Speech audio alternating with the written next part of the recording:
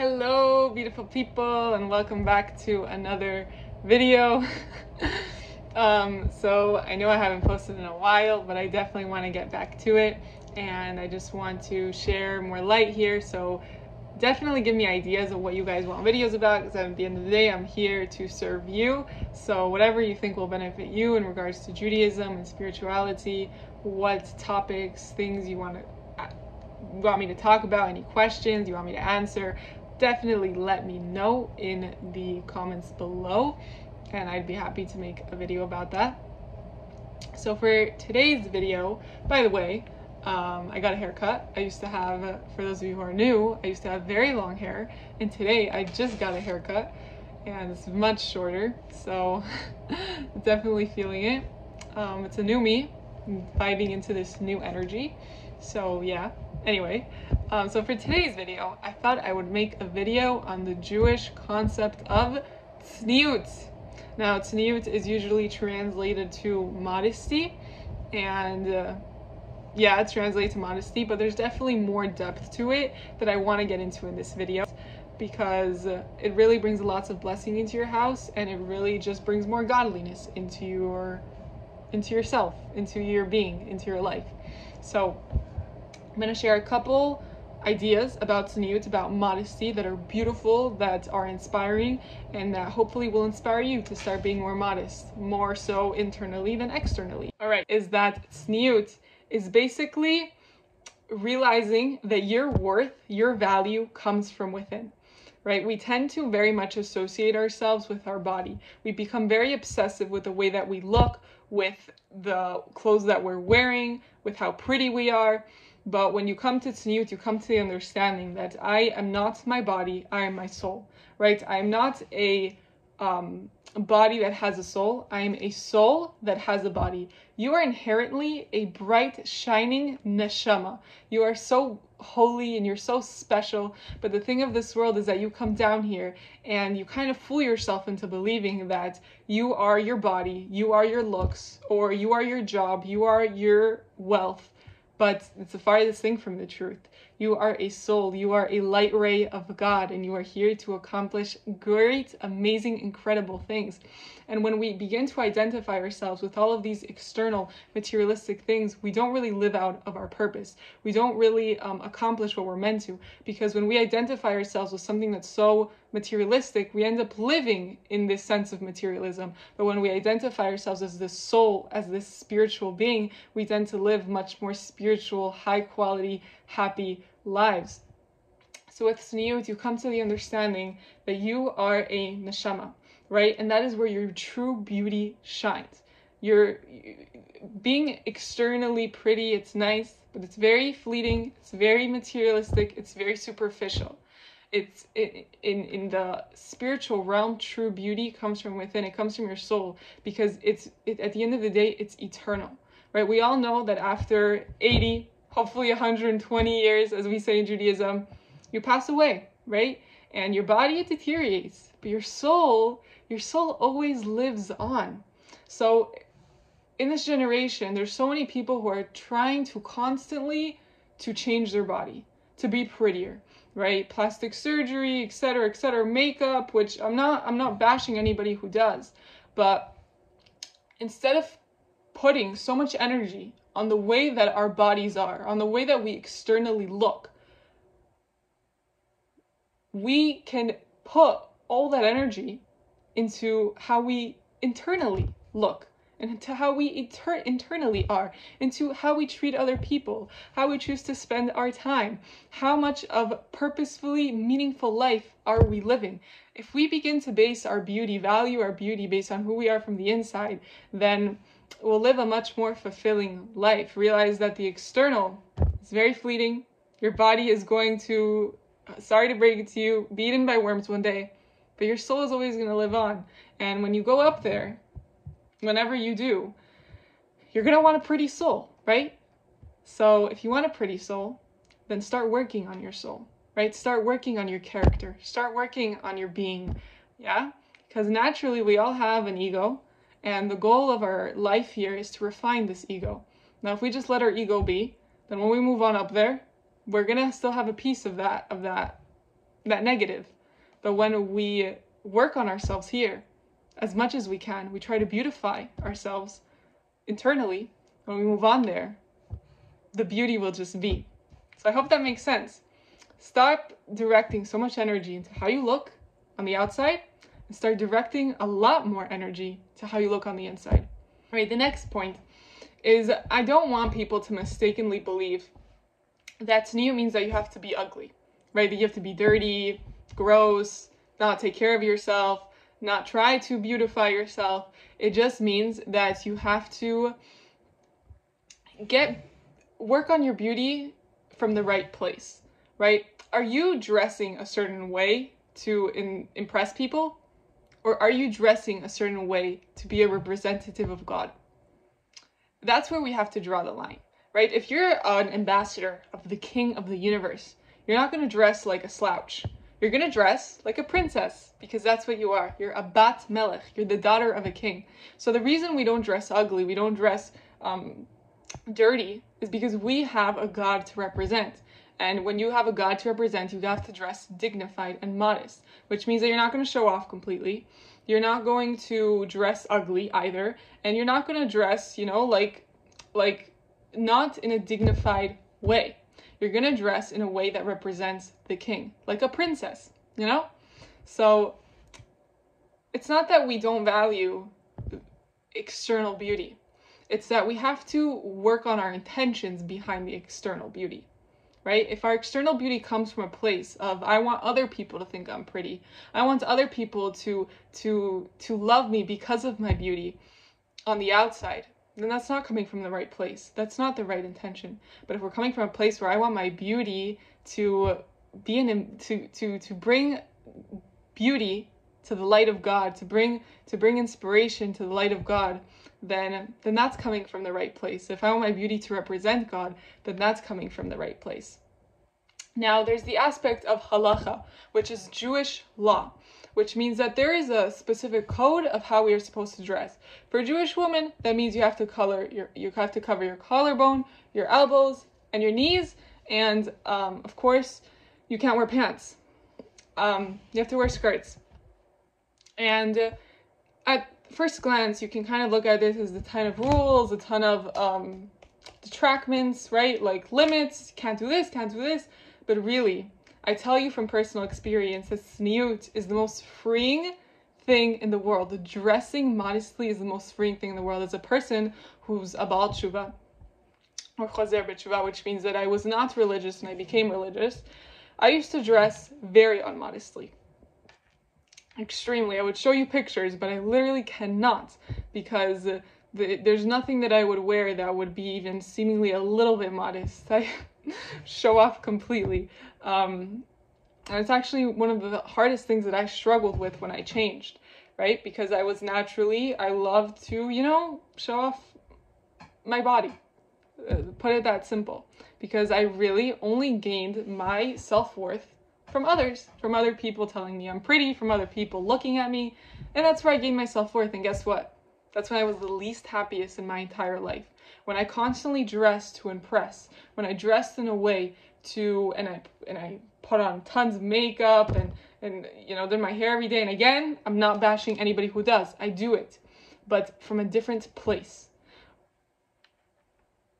So back then when I would do that, and I would get all the compliments, I wouldn't feel happy, because the compliment would come, but then internally I didn't value myself. I didn't really love myself. So I never felt happy. And then when I started dressing, covering myself, right? That's when I truly started valuing myself, because I started realizing that I'm not this body, I'm a soul. So why would I show off my body when I could be showing off my soul to people, right? So you could look at it as a ton of restrictions, but really, discipline, rules, they're there to set you free. And from personal experience, they set me free. And just for you, if you don't dress modestly and you don't find your worth, you don't feel like you love yourself, you constantly are feeling insecure, try dressing modestly and see if that changes. See if your self-confidence takes a huge boost up, because people will stop seeing you for what you look like, and start seeing you for who you are. And that is true worth. That is true value. Next point.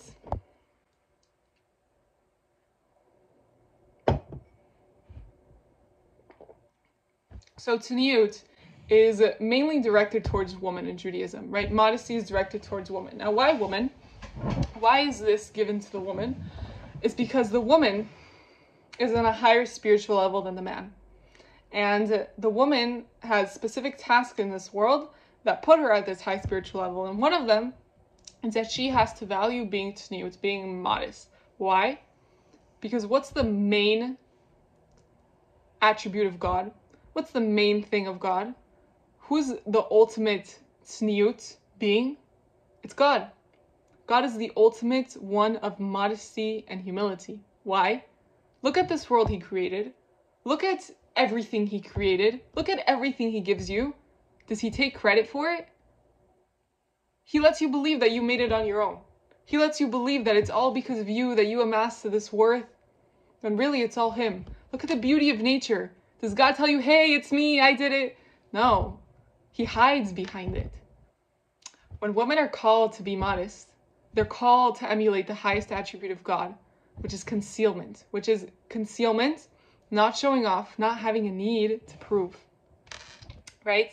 And obviously when you look at nature, and you see God concealed within it, you then look at the beauty, true beauty of God. You're able to really acknowledge God. Right, when he hides himself, when you hide yourself, when you not necessarily hide yourself, but when you cover yourself, then your true beauty can shine through. Then people can truly acknowledge you, right? So we're called to emulate the highest emanation of God, which is being tzniut. There's many points to share on tzniut. And maybe I'll share one or two more, and then maybe I could do a part 2 if you guys would enjoy this, but I could talk about this for a long time. All right, one more point is that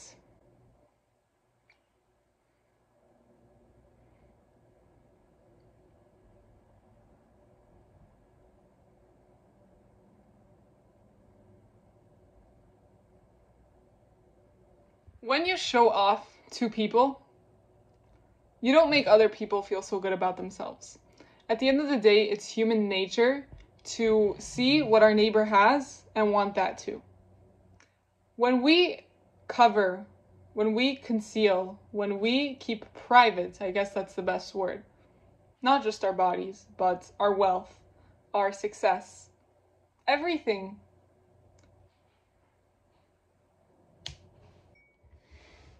All right, I had to take a little break, but I'm back. So, as I was saying, when you don't show off to everybody what you have, it kind of makes this world a little bit of a better place, right? Why do you think so many people are so depressed and unhappy with their lives? There's many reasons for it, obviously, but one of them is because they see everybody else's lives on social media, and they're like, oh my gosh, their lives are great. This girl's so pretty. This girl is traveling. This girl is so wealthy. Oh my gosh, look at this girl's boyfriend.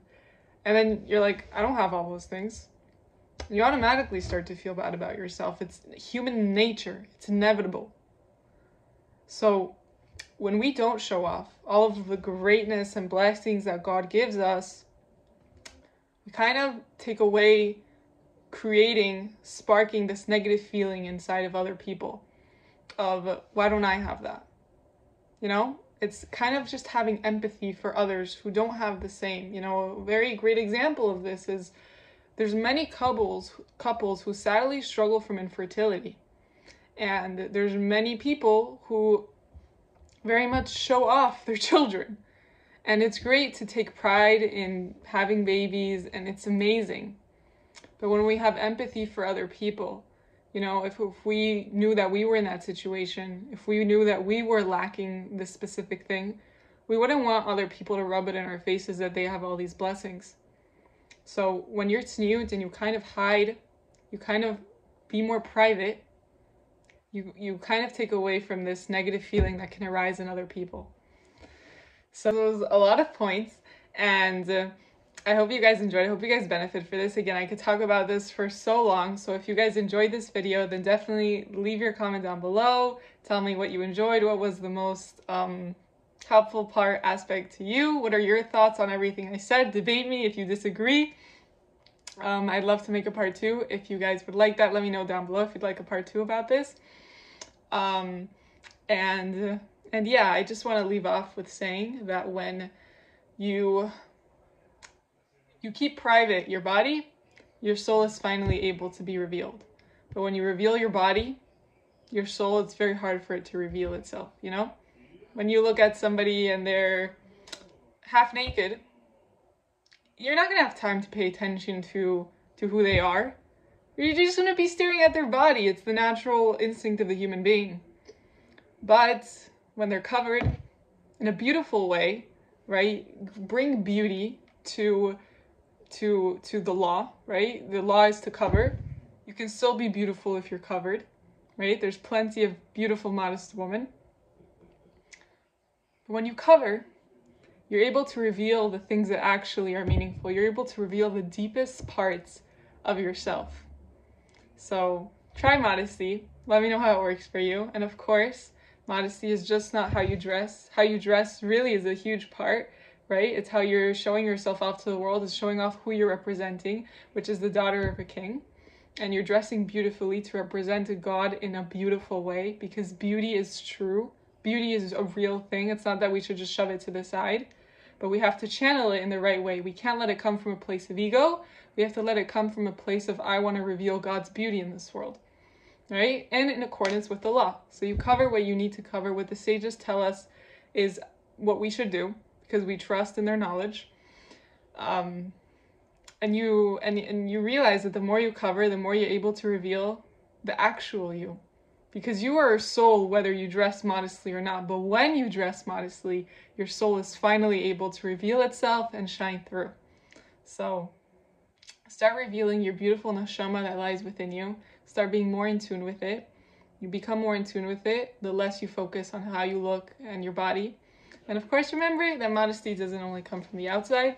It very much comes from the inside, not having the need to show off, not needing to prove yourself to other people, not needing this external validation, not showing off not just your body, but your wealth, your success, your relationships.